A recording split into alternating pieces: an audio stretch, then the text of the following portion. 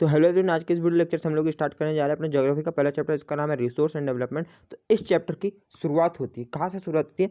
इस चैप्टर की शुरुआत होती है यहाँ पे जो आपको दी हुई है कि रिसोर्स की डेफिनेशन से। रिसोर्स की क्या डेफिनेशन है? एवरीथिंग, कुछ भी available in our environment which is use to satisfy basic, हमारी बेसिक नीड को provided that is technologically accessible होगी, इकोनॉमिकली फीजिबल होगी और कल्चरली एक्सेप्टेबल होगी। तो उसे हम रिसोर्स के रूप में टर्म करके यहाँ से आपकी एक ट्रिक बन जाती है टकैफ। टकैफ वर्ड याद रखोगे तो सारी ये इसकी जो जितनी भी डेफिनेशन है इसकी, ये जो आपको यहाँ दिया हुआ है वो आप इसको रिमेंबर कर पाओगे। ठीक है, तो फिर अब यहाँ पे तो ये हो गई रिसोर्स। अब इसके टाइप कौन कौन से होते हैं, कितने टाइप पे क्लासिफाइड है, तो इसके टाइप यहाँ पे दिए हुए। लेकिन बेसिकली मैं आपको एक बात बता दूं, अब ऑल्दो इस टाइप पे ना क्वेश्चन तो अब बोर्ड नहीं पूछता है, पर नाम दिए हुए हैं तो नाम आप पढ़ लो, क्योंकि नाम के हिसाब से इससे आपको क्या पता बोर्ड एग्जाम में क्वेश्चन आ जाए।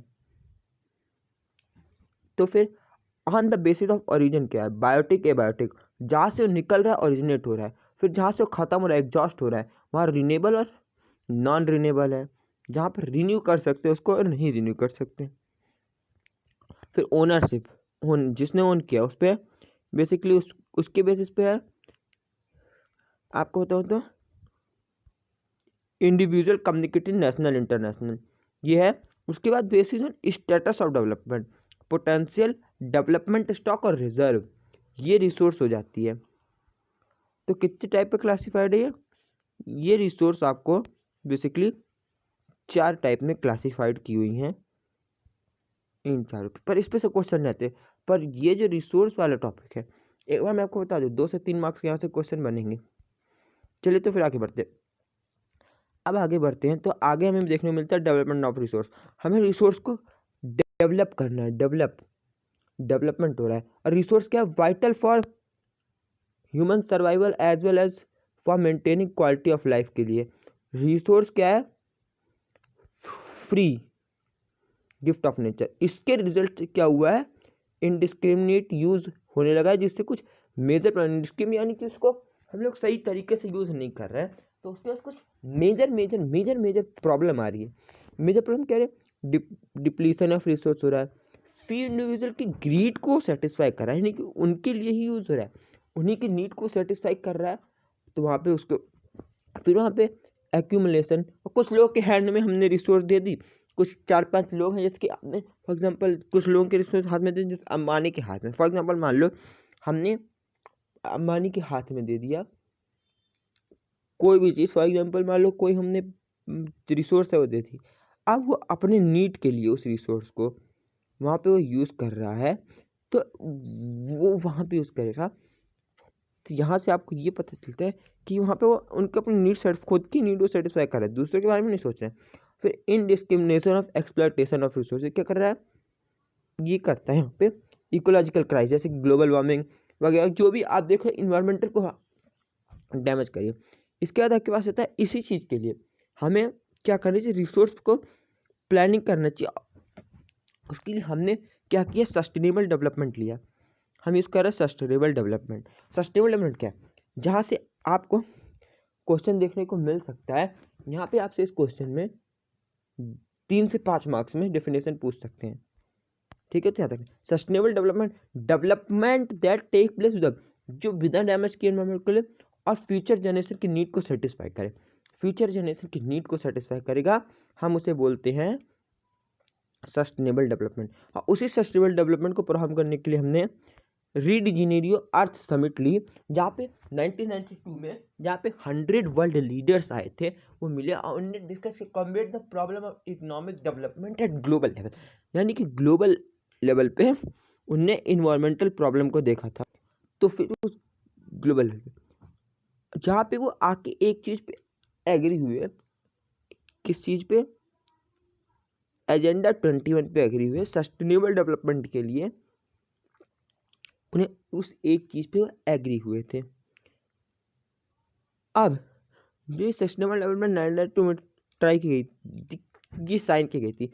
वो UNCED, United nation and national conference of economic development की अंडर में टुक प्लेस हुई थी ब्राज़ील के अंदर।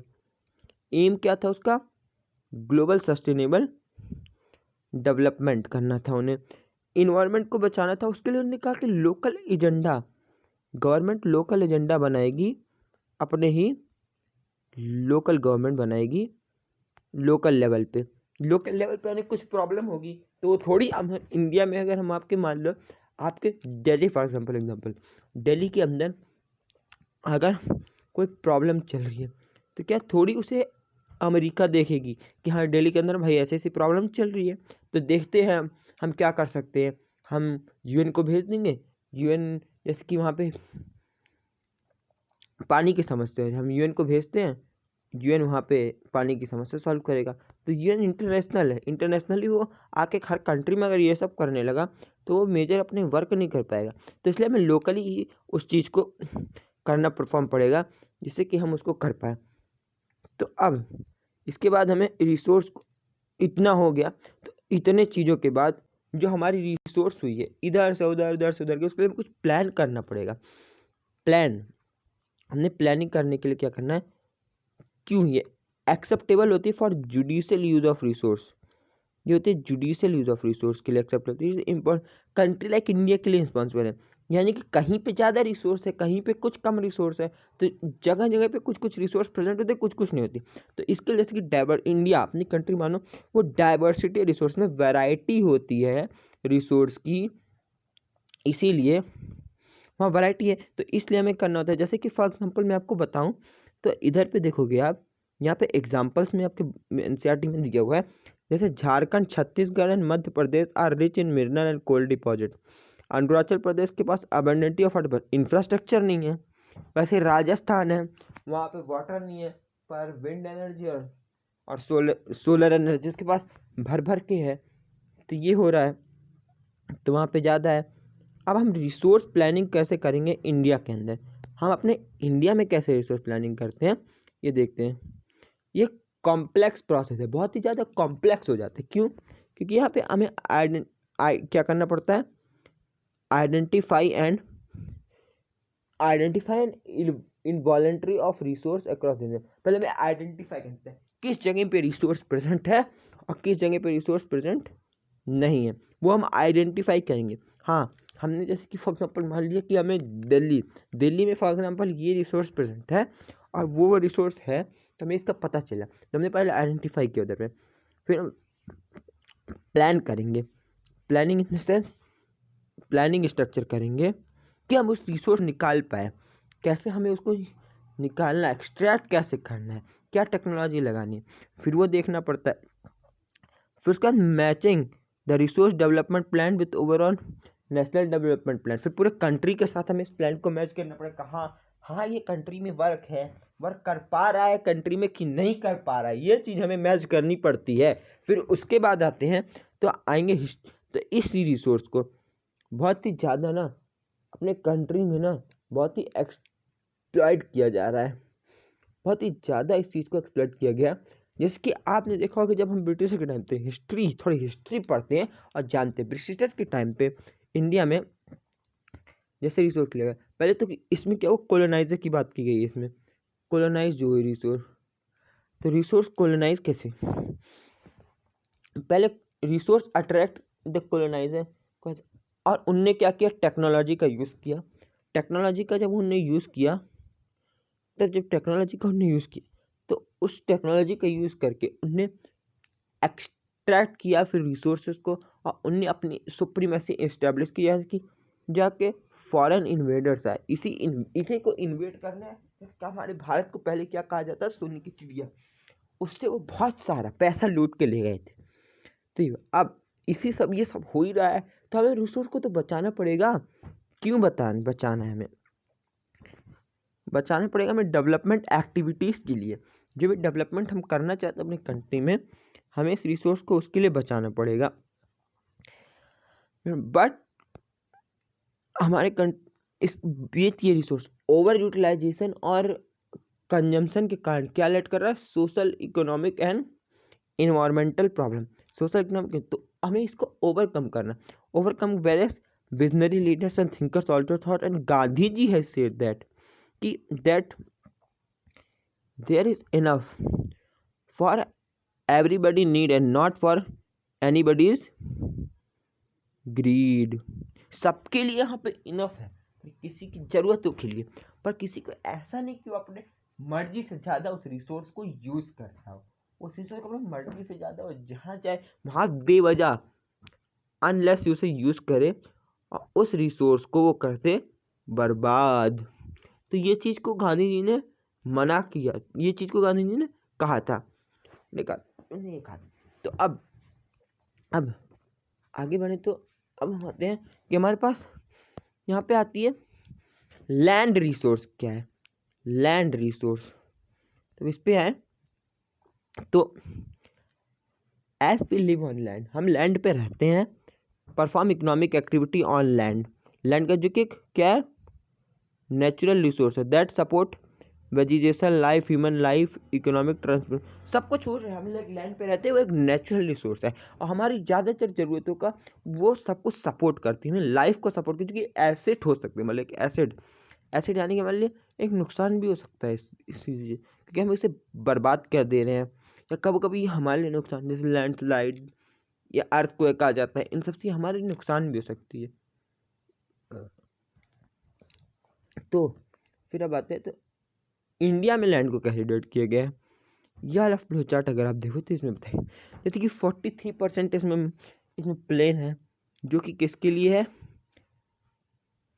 फॉर एग्रीकल्चर इंडस्ट्री, 30% माउंटेन्स हैं, फ्लो ऑफ पेरेनियल रिवर्स को ये फैसिलिटेट कर रहा है, और उसके बाद ये फैसिलिटेट करता है माउंटेन्स। अब इस पर 27% क्या प्लेट्यू है, जो कि मिनरल फॉसल फ्यूल और फॉरेस्ट के लिए यूज़फुल है, हम उसे वहाँ यूज़ करते हैं। तो अब आ जाते हैं लैंड को हम यूटिलाइज कैसे करें, किस तरीके से हम लैंड को यूटिलाइज कर रहे हैं। तो लैंड यूटिलाइजेशन पे आएंगे, तो लैंड रिसोर्सेज यूटिलाइजेशन 5 तरीके से, इन 5 मेजर व्यूज़ में हम लैंड को यूटिलाइज कर रहे हैं। तो पहला है फॉरेस्ट लैंड, जो कि कल्टीवेशन के अंडर में नहीं है, यानी बैरल लैंड, वेस्ट लैंड, जो कि नॉन एग्रीकल्चर लैंड है। फिर अदर अनकल्टिवेटेड लैंड, जो हम कल्टीवेट नहीं करें। फिर fellow land and net sown area, कुछ एरिया जहाँ पे हम खेती वेती नहीं कर सकते हैं, नेट सोन एरिया। अब आगे आए तो आगे देखने को मिलता है हमें लैंड हमारे इंडिया में कैसे यूज़ हो रहा है, किस प्रकार से हम उस लैंड को इंडिया यानी कि अपने कंट्री, अपने देश भारत में यूज़ कर पा रहे हैं। वो यूज़ हो रहा है 2 फैक्टर्स के कारण, वो 2 फैक्टर्स हैं। पहला है आपके पास फिजिकल फैक्टर और ह्यूमन फैक्टर। फिजिकल फैक्टर पर जैसे कि टोपोग्राफी, क्लाइमेट, सॉइल, इन सब के कारण हो रहा है, और वहीं पे ह्यूमन फैक्टर होता है कल्चर के कारण हो जाता है, और पॉपुलेशन डेंसिटी, इन सभी चीज़ों के कारण आपका ये यूज़ हो रहा है। और हमारे इंडिया में टोटली अगर बात करें जाए 33.28 मिलियन स्क्वायर किलोमीटर के एरिया ही टोटली हमारे पास एंड ऑन इन प्रेजेंट है, और इसमें से भी 93% ही टू लैंड हमारे यूज़ में है। क्यों? क्योंकि इसके 2 बड़े कारण हैं। पहला तो नॉर्थन ईस्ट स्टेट, हमारे पास north east state we do not have there proper हमारे पास इसकी जानकारी नहीं है। तो इस सिवाय आसाम के तो हमें पता नहीं है, और कुछ एरिया हमारे कंट्री में POK और COK है, जिसमें हमने अभी तक सर्वे ही नहीं किया, हमें इनके बारे में पता ही नहीं है कि इनमें क्या है, तो हम इन एरियाज के बारे में नहीं जान पा रहे। तो इसलिए अब इससे क्या हुआ है, land under permanent pasture has been decreases, वो कम हो गया है, यानी डिक्रीज हो गया। क्यों? क्योंकि यहाँ पे क्या क्या हुआ है, यहाँ पे हुआ है पुअर क्वालिटी ऑफ लैंड हुआ है, और फिर यहाँ पे हुआ है कॉस्ट ऑफ कल्टीवेशन, कुछ कॉस्ट है कल्टीवेशन का, यानी उपजाऊ ज़मीन का कॉस्ट है वो बढ़ गया है, वो हैव बीन इंक्रीज्ड हो रखा है, तो ये इसलिए भी ये हो रहा है। और यहाँ पे pattern of net sown area very कर रहा है, नेट सोन एरिया का जो पैटर्न है ना वो जगह पे डिफरेंट हो गया है, डिफरेंट है कि उसमें वेरिएशन आ गया है, तो इस कारण भी हुआ है। इसी वजह से forest in our country is far low, 33% रह गया, जिसको नेट फॉरेस्ट पॉलिसी 1952 बोलते हैं, ने फॉरेस्ट नहीं बोला। अब ये हमारे लिए ना बहुत ही सीरियस, जब से ना हम बहुत ही एक दुखद घटना के रूप में हो सकता है, जो कि हमारी सोसाइटी के लिए भी बिल्कुल ही ज़्यादा से ज़्यादा ठीक नहीं है। ये एक सीरियस प्रॉब्लम भी हो सकती है। तो इसलिए अब आ जाते हैं लैंड डिग्रेडेशन और लैंड कल्टीवेशन पर। तो लैंड डिग्रेडेशन क्या होता है, 95% of our basic need of food, shelter, clothing obtain from land, सब कुछ हमारे लैंड से ही यानी ज़मीन से ही ऑब्टेन हो रहा है। सो इससे क्या हो रहा है कि हमारे लैंड का डिग्रेडेशन भी हो रहा है, और क्या हो रहा है इसमें, ह्यूमन एक्टिविटीज के कारण ये सब कुछ बर्बाद हो रहे हैं। Land degradation and elevation of the piece of natural force, और नेचुरल फोर्स के पीस को, और लैंड डैमेज हो रहा है, डैमेज हो जाता है हमारा लैंड। तो उसके बाद तो सम लाइक कुछ ह्यूमन एक्टिविटी जिससे कि ये लैंड का डिग्रेडेशन हो रहा है, ये है डिफॉरेस्टेशन, ओवर ज़्यादा ग्रेज करना जिसकी होता है, और फिर माइनिंग एक्टिविटीज़, कुछ हम माइनिंग एक्टिविटीज़ पर कर रहे हैं, माइनिंग कर रहे हैं कुछ एक्टिविटीज़ में, तो माइनिंग के कारण भी हो रहा है, जो कि लैंड डिग्रेडेशन को कंट्रीब्यूट कर रहा है, यानी कि वो कर रहा है कि हाँ यहाँ पे लैंड डिग्रेडेशन हो रहा है, ये लैंड को खराब कर रहा है, ये इस पर कुछ निगेटिव इम्पैक्ट डाल रहा है। और इसी चीज़ को अगर हम बचाना चाहते हैं तो हम कैसे बचा सकते हैं, तो इसके लिए हमें करना पड़ेगा, ये इस पैराग्राफ में दिया हुआ है कि afforestation, proper management of grazing, proper shelter belts and control, proper management करना पड़ेगा, और केमिकल्स को हम न डालें इसमें। तो क्या बोला मैंने, एफॉरेस्टेशन करो, प्रॉपर ग्रेजिंग का मैनेजमेंट कर सकते हो, प्रॉपर माइनिंग एक्टिविटीज़ को करो, सस्टेनेबल डेवलपमेंट जो अभी आपने पढ़ा था ना, वो सस्टेनेबल डेवलपमेंट की सस्टेनेबल प्रैक्टिसेस फॉलो करो कि लैंड ना हो सके, उस पर केमिकल फर्टिलाइजर और वो सब का यूज़ फार्मिंग में मत करो।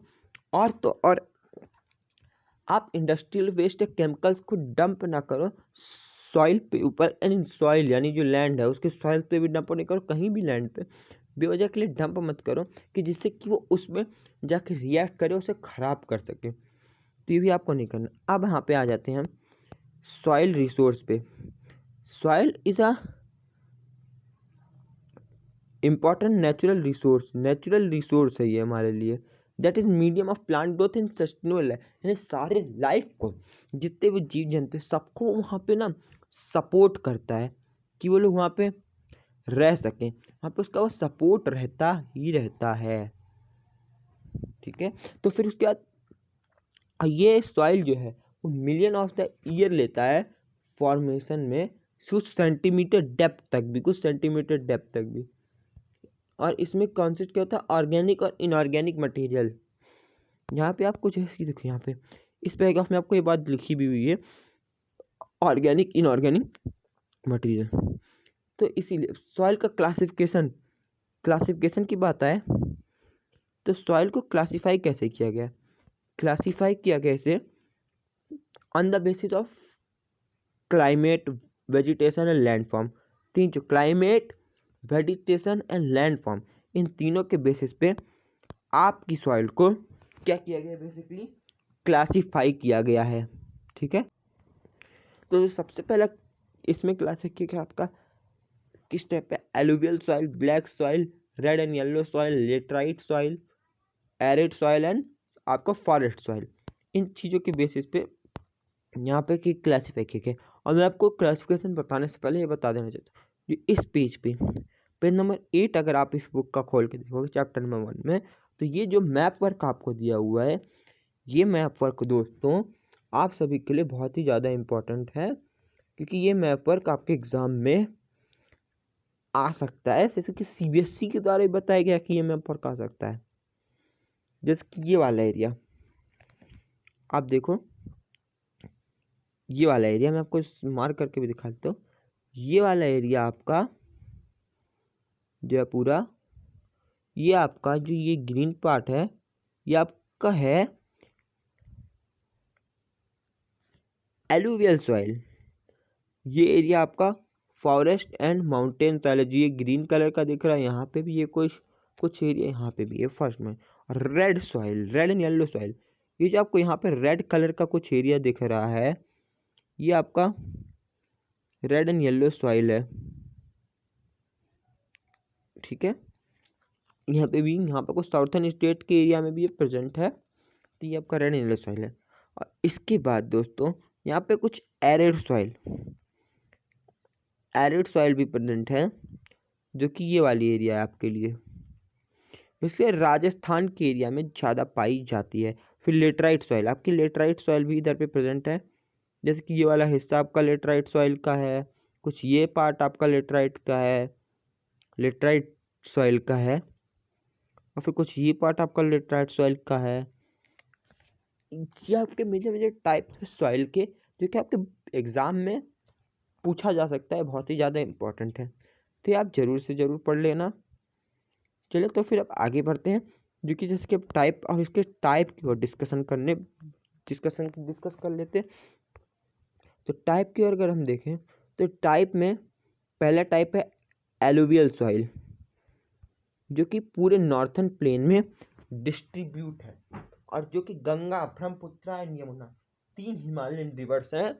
ये 3 रिवर्स क्या करती हैं, उसको डिपॉजिट लेके आते हैं, सैंड की डिपॉजिट्स, और उससे ये रिवर फॉर्म होता है सैंड डिपॉजिशन के कारण।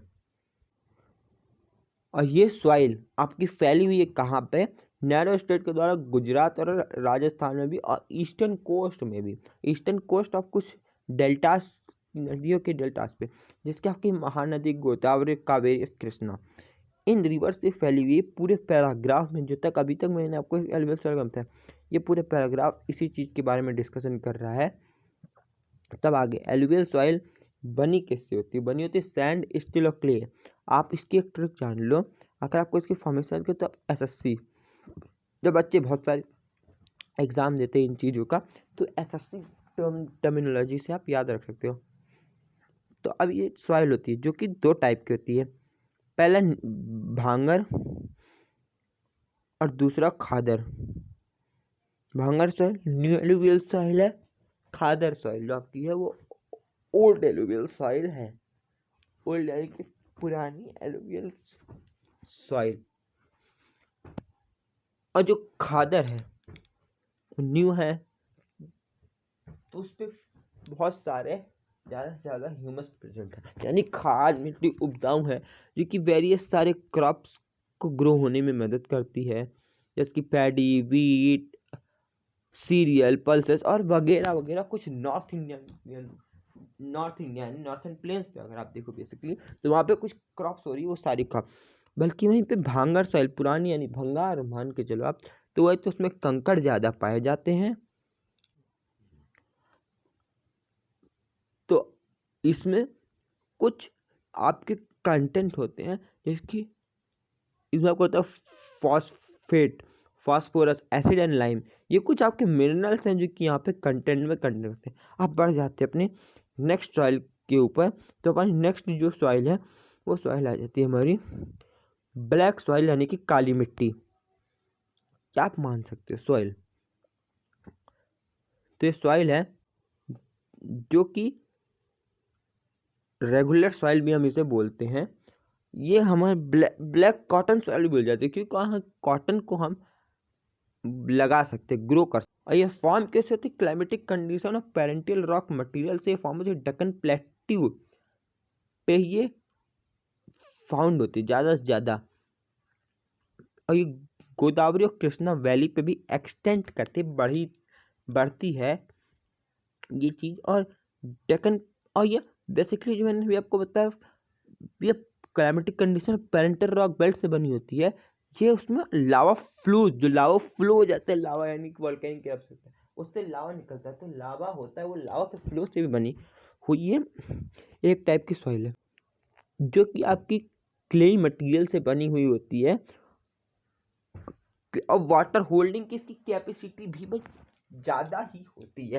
अब इसमें वाटर होल्ड कर सकता है, कंटेंट होता है इसके पास कि वाटर को होल्ड कर पाता है।